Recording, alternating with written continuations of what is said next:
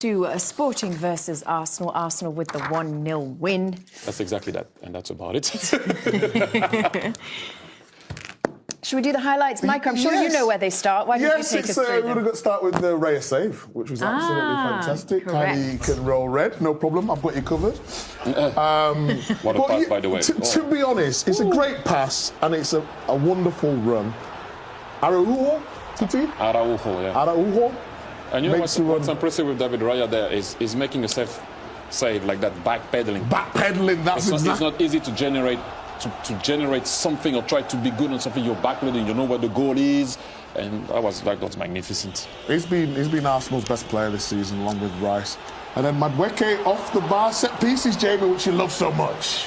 Yeah, listen, it's a big part of the game, certainly when Arsenal are involved, and even in this game, it felt like the biggest opportunity to get a goal, as it normally is. They would have called foul on the keeper. Yeah, I would think so. And then again another Raya save. This was late on, like I say, the 83rd minute. We just get a little bit of luck on that one. There's another one I think coming later, actually, where that's coming next. A great little reaction save. I mean, yeah. I would have been disappointed if but I think the next one's the big one. The position. Certainly from Sporting's point of view, you see again how late in the game it is, and sometimes you get a little bit of luck where the ball bounces here. Yeah, no reaction. Yeah. The second one. He's a brilliant goal. He's been a brilliant signing for Arsenal there. Made a huge difference. And then just a tiny piece, I would say, of magic. As you're going to see here, Gabriel Martinelli gets the ball on the outside, he goes inside. Sporting are very poor there to leave Kai Havertz alone. But that's not my problem. Look, you have to stay with him while you're trying to deal with Gabriel Martinelli here. He left him alone. Fullback cannot save you. Great touch from Kai Havertz and great finish. Boom. Side foot in. See you later. 1-0. That's all we needed. You see the manager, Mikel Arteta, running down the sideline there. Let's listen into what he had to say after the game. Well, very happy with the victory. It's a team that they haven't lost at home for a long, long time. So I know the difficulty of what we've done. We had many periods in the game that we were very dominant. It's true that we needed our keeper in two crucial moments to win the game. But I think overall we were the better team and we are one step closer. After two defeats, did you see the reaction, the performance you expected tonight? Yes, and when we talk about coming back to our identity and certain phases of the game, definitely I saw that tonight. And meanwhile, we'll remember what Sporting did against Bodo Glimt in the second leg of the last round, right? Do you think they'll still have belief that they could get something done in this game, or is it different now because they have to go to the Emirates for the second leg? That was at their place. Yeah, I think it'd be tough for them. Listen, we were watching the other game, or we were keeping an eye on that game. But even though Arsenal didn't play well, you didn't feel like they were ever going to be really threatened. Didn't feel like Sporting could really hurt them too much. It almost felt, when you're watching one game, it felt like a Champions League quarter-final. When you were watching Sporting Arsenal, it almost felt like a game from the group. There was just a completely different level of pace and probably quality to the game as well. So I think Arsenal almost just had them at ease, and we're never going to take a chance away from home. We're always going to get the 0-0, and if they could nick it, fantastic. Well, got the reaction though, didn't they, from the players?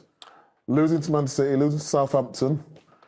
You said it was a big game for them. What did that It was a big game. I wouldn't go along with it wasn't a great performance. They won the game. I know. We had a debate before, you know. But what I'm saying is, yes, so they won. And the big thing is for them to win. So it almost puts away, like, we've won a game of football. But it wasn't a great performance. Yeah, but if that was Liverpool, that's a great professional performance away in Europe. I agree with you. But what I'm saying is, if Havertz hits the post, yeah. If Havertz hits the post, why did he hit the post? I know, but if Vinicius scores, it's 2-2. But it's not a great performance where they played fantastic, was it? No, I agree with you. I'm not saying that. Why do you always argue with me and in the end you go, I agree with you? You do it every time.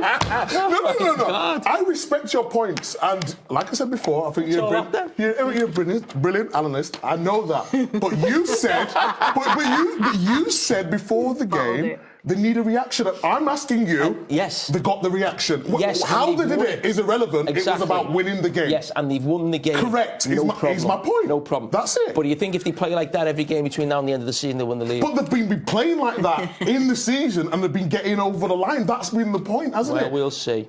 Did you think it was a satisfactory response? Were you happy with the performance? I told you, they won away from home. Let's see what they can do at the Emirates. I will talk at the end. Okay, we're not saying Arsenal was scintillating. We're not. They weren't. It's just Right, about the understood. performance. That's it. Thanks, Mike, Yeah. for the extra. And by the way, Anyone would think he had a you thought I connection. was tensed. Those guys are tensed. Okay. Happy? Yeah, very happy to win away from home in the quarterfinals of the Champions League against a team that they haven't lost, I don't know, for how long at home, obviously. 17 home wins running till tonight. Well, I think the last time was probably us in Europe as well, so that's the difficulty of it. Were you starting to wonder at any point that your control wouldn't turn itself into a goal? Yes, because when we got into the final third and we got set there, we lacked the final bit. You know, we had to be a little bit more crispier, I would say, faster, more efficient to break them down when they had that block. We tried in different ways. We got the goal disallowed. There were 2 or 3 occasions we were quite close, but we lacked that final pass. And in the end, you know, a magic moment for the finishers win us the game. The finishers, the subs, yes, they came on and did it, didn't they? Wonderfully constructed, wasn't it? Beautiful, and that's the impact that you need when you get to these stations in the season. Everybody has to make an impact, and they certainly done that tonight. Yeah, what can you say about Kai Havertz? He is a player, isn't he, for the big occasion? He loves the big occasions, the big games, and that's what we need, the big players to turn up when we need them and to win us a game. Yes. How do you... Listen, David Raya, we've obviously talked about him in the team or not in the team. Player of the match tonight, where do you place his performance? Yeah, because he had 2 moments that we made 2 big saves, and that's the Champions League. The Champions League is decided always in the boxes, and because there's so much quality here, and when you need him... Look at that touch. That's an unbelievable touch, and that was very early in the match as well, so that could have changed the tie. Feels as good, I imagine, as any 1-0 this season. Yeah, of course. To score a late goal is always nice, especially in front of the fans. And yeah, we take that result, and still a lot of work to do next week, but we take the result for sure. A great moment, a great pass as well to you, wasn't it? Yeah, top. So much quality, that guy, and obviously as a striker or attacking midfielder, you always wait for these moments, and he made it so well. So credit to Martinelli. On the balance of play, do you think you deserved it? Well, I think it was an open game, but I think for most of the time we controlled the game quite well. But football is made up from moments like this, and I think we played overall a very good game. Can be proud of ourselves, and now recover and then go again Saturday. And after the last few weeks, how significant is this moment, do you think? What do you hope it can be in terms of an impact now? Yeah, definitely a big turnaround for us, because obviously we lost the last 2 matches, so we wanted to get a turnaround today, and I think overall we made it happen for sure, and we stick together as a group, and we have so much more to come this season. There's 7 weeks to go, and we can win big titles, and we're going to go for that. The final point, David Raya is there to make saves, of course, but the one very early on tonight and then towards the end, he has been some player for you at times. Yeah, it's unbelievable. Things still underestimated in the world of football, but for me, the last 2 seasons, the best keeper in the world. He's outstanding. He saved us so many times, and we're very glad to have him. A big step to the semi-finals. Well done.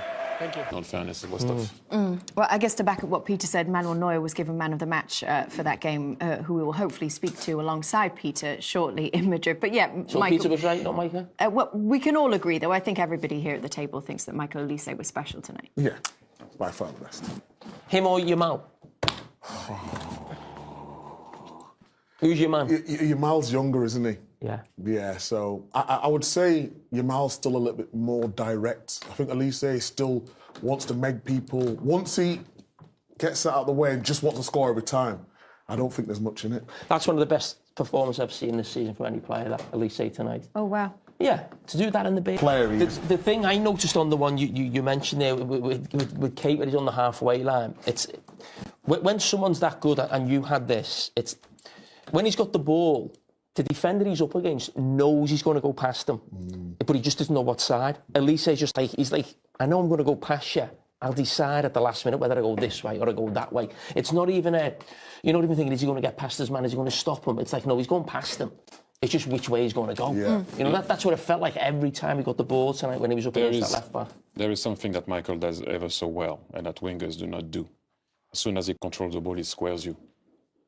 So instead of as soon as he controls it, he squares you straight away. And because you know he can go right or left, you have to respect that. If you look at every time he controls the ball, he turns straight away on the guy, straight away. So that means he can see the line, he can see inside. If you stay like that, it's a bit more difficult. When he controls the ball, he turns straight away and he starts to go another 1v1. Those are the players we want to see. Whether it's Lamine Yamal or Michael Olise, please carry on playing the way you're playing because you're making it very enjoyable for everybody. So if we go back to some of the ball that he has, you will see when he controls the ball, he straight away goes and square the players with shoulders v shoulders. Because if you play like that, it's very difficult. As soon as you play like that, I can dummy going or not, or go inside, or I go on the outside. Whatever it is, you can choose your poison after defenders. But the big...